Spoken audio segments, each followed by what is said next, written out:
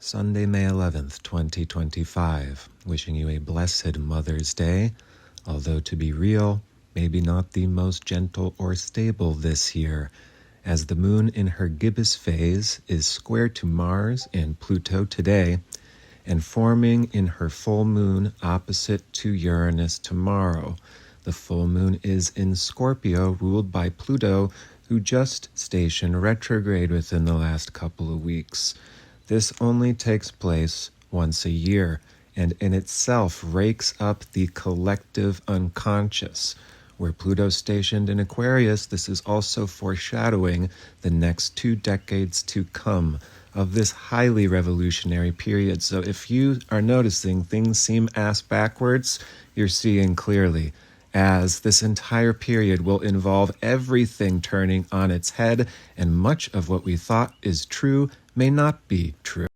The full moon in Scorpio opposite to Uranus is particularly illuminating the unconscious, which, as I mentioned, is already getting a stir.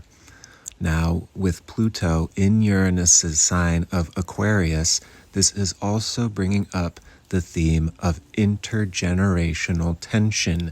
It's going to illuminate this tension. It's going to illuminate the differences between generations and how essentially we all do live in different worlds. And in fact, we do.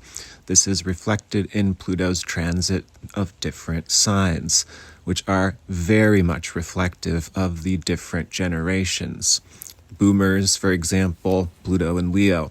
Millennials, Pluto in Scorpio, so on and so forth. These are distinctly different realities, which is why we recognize and use these names. Pluto's forthcoming transit through Aquarius will also bring increasing awareness to the human species itself. Aquarius rules group consciousness, network dynamics. The full moon in Scorpio, opposite to Uranus, will illuminate all of this, a tension bringing up an intergenerational discrepancy. Uranus also rules everything to do with trauma and PTSD, another thing that we interestingly, Scorpio, inherit generation after generation. Now, this tension is largely being spurred by Uranus's completion of Taurus, an economic upheaval, which we can expect will continue through the rest of this year, meaning more twists and turns. However, our species relies on a resolution. The tension being brought up by the full moon is to make us aware of all the above, which our species depends